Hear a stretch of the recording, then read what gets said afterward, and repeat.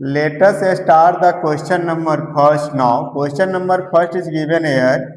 A Tesla is equivalent to of. हम लोग बच्चों जानते हैं कि टेस्ला जो होता है ये मैग्नेटिक फील्ड का ऐसा यूनिट होता है। द ऐसा unit of magnetic field is Tesla.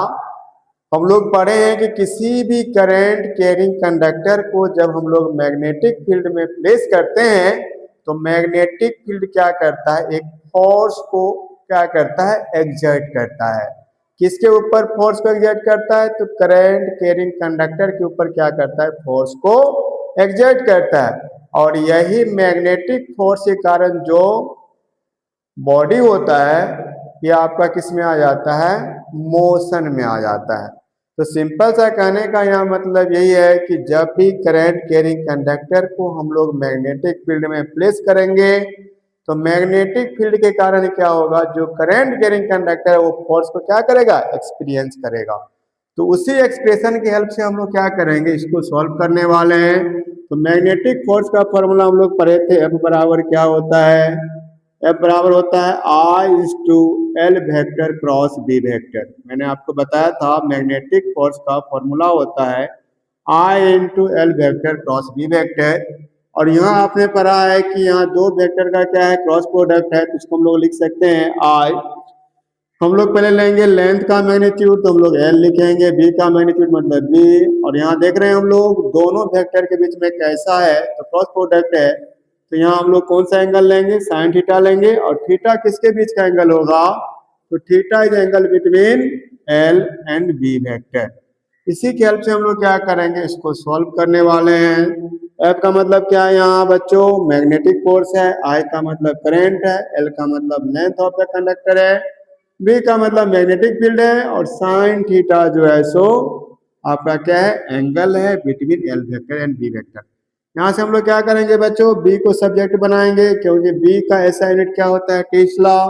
तो B बराबर हम लोग क्या लिख सकते हैं, F divided by L into I into sine theta. ये मेरा क्या हो जाएगा, B को अगर हम लोग फाइंड करेंगे तो B बराबर हो जाएगा F divided by I/L sine theta.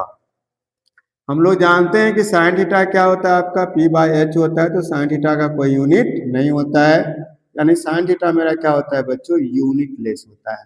क्या होता है मेरा, यूनिट लेस होता है, साइन थीटा का कोई यूनिट नहीं होगा। हम लोग देख रहे हैं कि अगर हम लोग बात अगर करें तो ये मेरा इक्वेशन बन गया। इक्वेशन का मतलब है LHS बराबर RHS। तो हम लोग यहाँ से बात करें तो मैग्नेटिक फील्ड का ऐसा यूनिट अगर हम लोग कंसिडर करेंगे तो हम लोग जानते हैं कि ऐसा यूनिट ऑफ मैग्नेटिक फील्ड क्या होता है, आपका टेस्ला होता है। तो टेस्ला बराबर क्या हो जाएगा, अगर हम लोग लेफ्ट साइड में अगर SI के बारे में बात करें तो राइट साइड में भी हम लोग क्या लेंगे, SI लेंगे। तो F का मतलब मैग्नेटिक फोर्स है, मैग्नेटिक फोर्स का यूनिट क्या हो जाएगा बच्चों, न्यूटन हो जाएगा, क्योंकि फोर्स का यूनिट क्या होता है, न्यूटन होता है।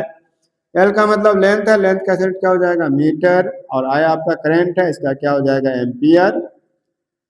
और साइन थीटा का बच्चों कोई यूनिट नहीं होगा, तो टेस्ला किसके इक्विवेलेंट हो जाएगा, टेस्ला जो है ना आपका बराबर हो जाएगा किसके, न्यूटन एम्पियर के पावर -1 और मीटर के पावर -1 को, इसी को हम लोग क्या बोलते हैं, न्यूटन एम्पियर पर मीटर बोलते हैं। तो हम लोग ऑप्शन को देखते हैं, न्यूटन पर कूलम जो है सो आपका गलत ऑप्शन हो जाएगा। न्यूटन पर एम्पियर मीटर आपका क्या हो जाएगा, राइट ऑप्शन हो जाएगा। एम्पियर न्यूटन आपका ऑप्शन सी भी गलत है। एंड ऑप्शन डी न्यूटन पर एम्पियर सेकेंड, तो ये भी आपका ऑप्शन गलत है। यानी कौन सा ऑप्शन करेक्ट होगा, तो टेस्ला किसके बराबर होगा, न्यूटन पर एम्पियर मीटर के बराबर होगा। Now I am going to discuss question number 2। Question number 2 में बच्चों दिया हुआ है, there is a straight wire, एक स्ट्रेट वायर है जिसका लेंथ जो है 2 मीटर दिया हुआ है। तो we can write here, given में हम लोग बच्चों लिख सकते हैं कि length of straight wire is given here 2 metre.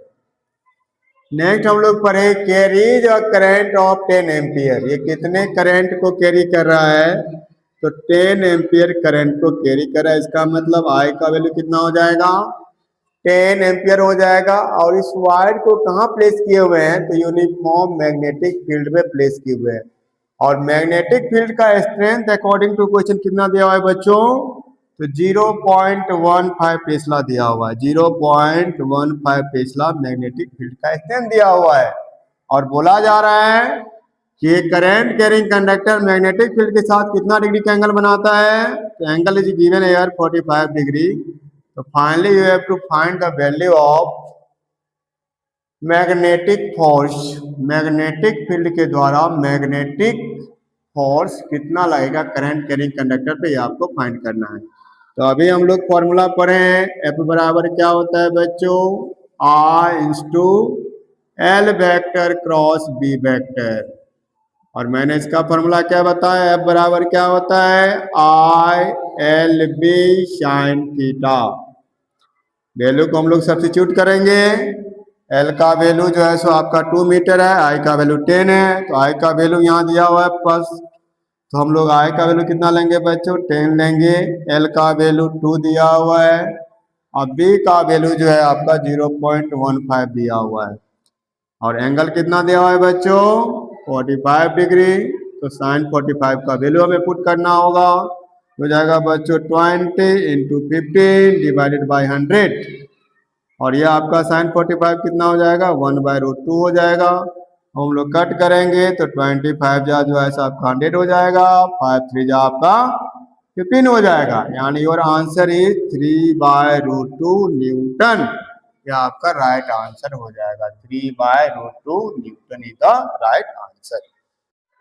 Now I am going to discuss question number 3 now. Question number 3 में बच्चों है, करंट कैरिंग कंडक्टर को प्लेस करते हैं मैग्नेटिक फील्ड में। तो आपने पढ़ा है कि मैग्नेटिक फील्ड क्या करता है बच्चों, एक फोर्स को एक्सर्ट करता है, किसके ऊपर, करंट कैरिंग कंडक्टर के ऊपर क्या करता है, फोर्स को एक्सपीरियंस करता है।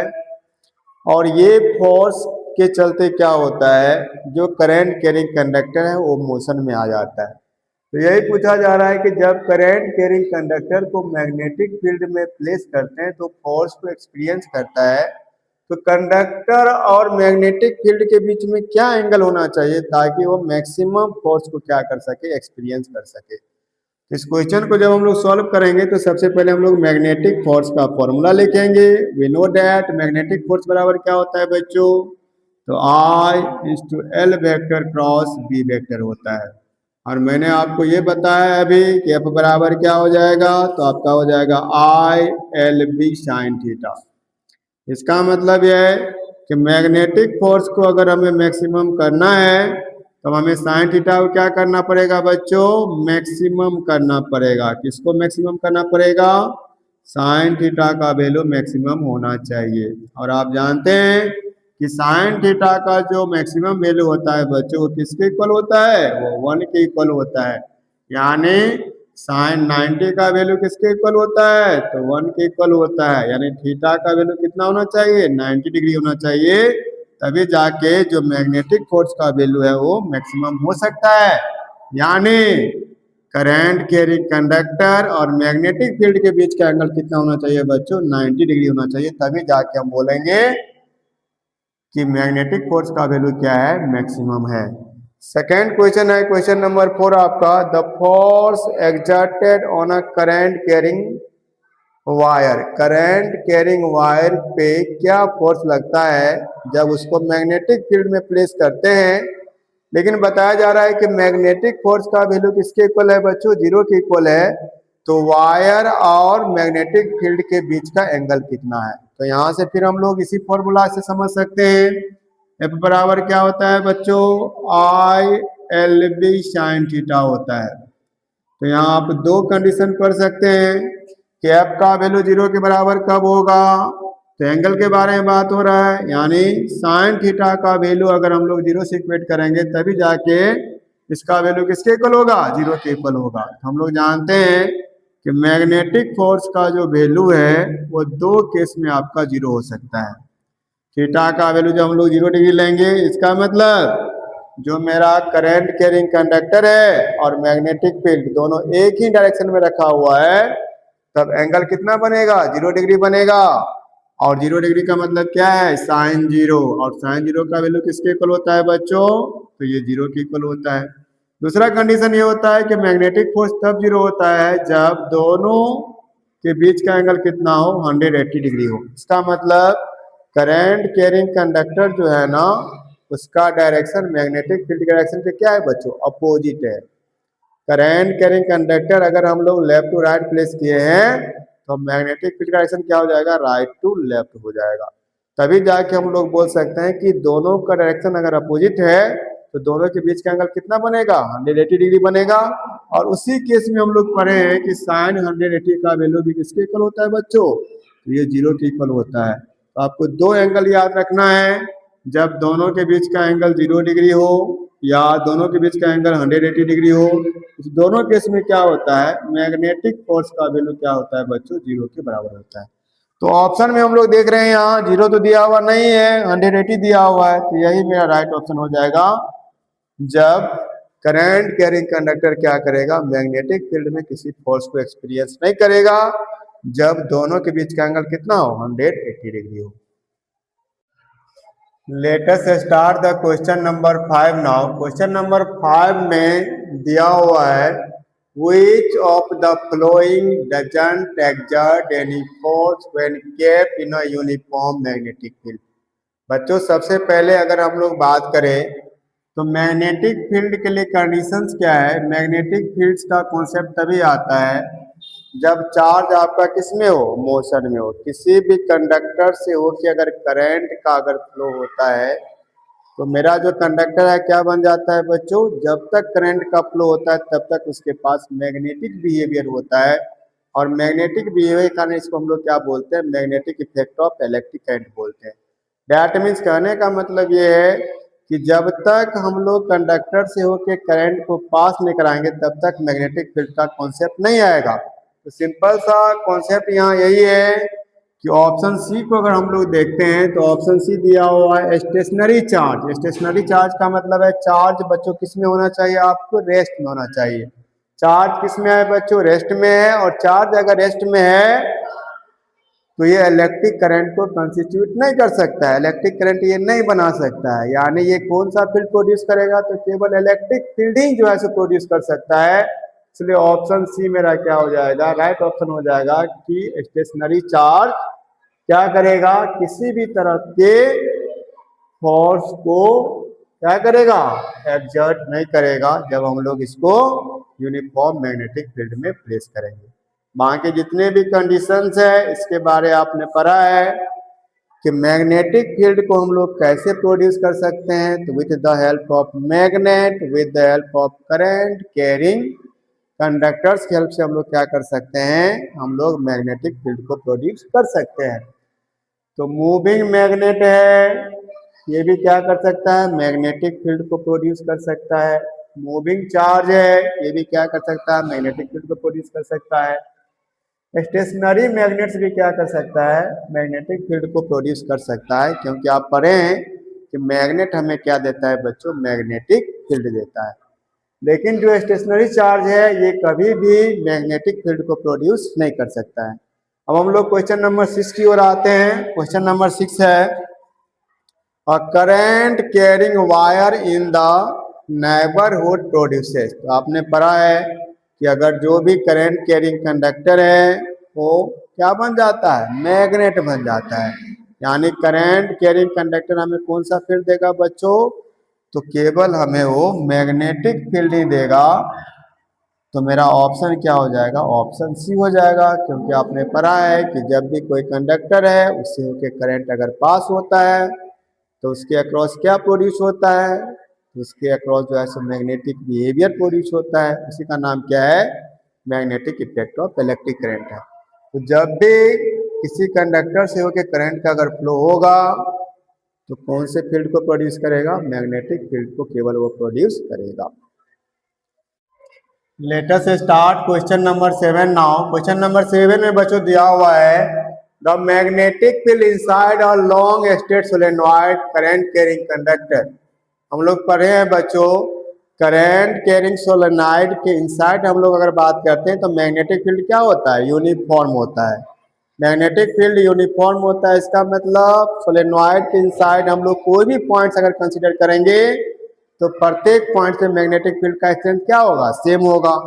तो हम लोग ऑप्शन अगर सर्च करें तो ऑप्शन ए तो आपका रॉन्ग हो जाएगा क्योंकि 0 लिखा हुआ है। ऑप्शन बी भी आपका गलत हो जाएगा।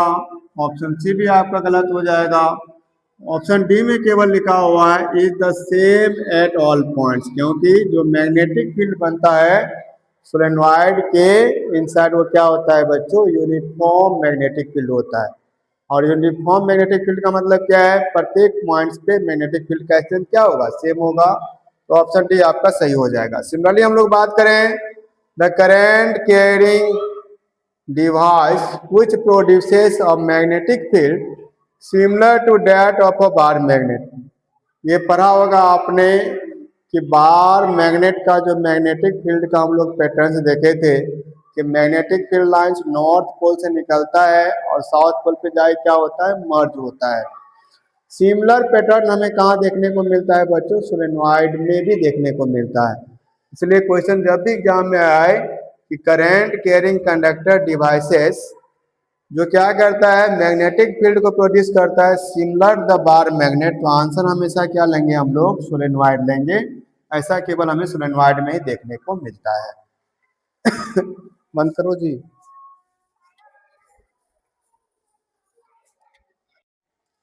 Late us start the question number 9 now. Question number 9 में बच्चों हमें मैग्नेटिक फोर्स का डायरेक्शन फाइंड करना है। मैग्नेटिक फोर्स का डायरेक्शन फाइंड करने के लिए यहाँ हम लोग एक लॉ का यूज करेंगे जिसका नाम है आपका राइट हैंड पाम रूल। क्या यूज करने वाले हैं, राइट हैंड पाम रूल की हेल्प से हम लोग क्या करेंगे बच्चों, मैग्नेटिक फोर्स का डायरेक्शन फाइंड करेंगे। इस रूल की हेल्प से हम लोग इजीली जो है सो क्वेश्चन को सॉल्व कर सकते हैं। हमें सबसे पहले क्या करना है, राइट हैंड को यूज करना है। राइट हैंड में जो आपका बच्चों फिंगर्स है ये मैग्नेटिक फील्ड के डायरेक्शन को बताएगा। फिंगर्स किसको रिप्रेजेंट करेगा, फिंगर्स जो है सो आपके मैग्नेटिक फील्ड के डायरेक्शन में होना चाहिए। और ये जो थंब है बच्चों ये करंट के डायरेक्शन को रिप्रेजेंट करेगा। और ये जो आपका पाम है ये फोर्स के डायरेक्शन को बताएगा। तो हम लोग देख रहे हैं कि इलेक्ट्रॉन का जो मूवमेंट है बच्चों ये टॉप टू आपका बॉटम है, ऊपर से कहाँ है, नीचे है। इसका मतलब आपने पढ़ा है कि करंट का जो डायरेक्शन होगा वो इलेक्ट्रॉन के फ्लो के अपोजिट डायरेक्शन में होगा, यानी करंट का फ्लो आपका किधर होगा, तो करंट का फ्लो आपका हमेशा बॉटम से टॉप की ओर होगा, क्योंकि करंट का डायरेक्शन क्या होता है, इलेक्ट्रॉन के फ्लो के अपोजिट होता है। तो करंट के डायरेक्शन में हमें किसको प्लेस करना है, थंब को प्लेस करना है। और मैग्नेटिक फील्ड को किधर प्लेस करना है, तो मैग्नेटिक फील्ड के डायरेक्शन में प्लेस करना है फिंगर्स को। तो देखो बच्चों करंट के डायरेक्शन में मैंने थंब को प्लेस किया है और ये फिंगर्स मेरा किसके डायरेक्शन में है, मैग्नेटिक फील्ड के डायरेक्शन में। ये मेरा पाम किधर आ रहा है, अंदर की ओर आ रहा है। इसका मतलब जो मैग्नेटिक फोर्स का डायरेक्शन होगा वो क्या हो जाएगा बच्चों, इनटू द पेज हो जाएगा। मैग्नेटिक फोर्स का जो डायरेक्शन यहाँ होगा बच्चों वो क्या हो जाएगा, इनटू द पेज हो जाएगा। ऐसे को हम लोग क्या लिख सकते हैं, इनटू द पेपर भी लिख सकते हैं। इसी को हम लोग इनटू द प्लेन भी लिख सकते हैं। तो ऑप्शन में हम लोग सर्च करेंगे तो मेरा जो पाम है ये अंदर की ओर आ रहा है, मतलब फोर्स का डायरेक्शन क्या हो जाएगा आपका, इनवर्ड हो जाएगा। और इनवर्ड का मतलब क्या है, इनटू द पेज है। तो राइट ऑप्शन आपका ऑप्शन डी हो जाएगा। Late us start question number 10 now. Question number 10 में बच्चों दिया हुआ है स्ट्रेट करंट कैरी कंडक्टर के अक्रॉस जो मैग्नेटिक फील्ड प्रोड्यूस होता है उसकी डायरेक्शन को फाइंड करने के लिए हम लोग कौन सा लॉ यूज करते हैं। तो हम लोग कौन सा लॉ यूज करते हैं, Fleming's right hand thumb rule की हेल्प से हम लोग क्या करते हैं, मैग्नेटिक फील्ड के डायरेक्शन को फाइंड करते हैं। और आपको पता ही है फ्लेमिंग्स लेफ्ट हैंड रूल का यूज हम लोग क्या करते हैं, मैग्नेटिक फोर्स के डायरेक्शन को फाइंड करने के लिए करते हैं। लेंज लॉ आपके सिलेबस में अभी नहीं है, तो ऑप्शन आपका राइट वन कौन सा हो जाएगा, तो ऑप्शन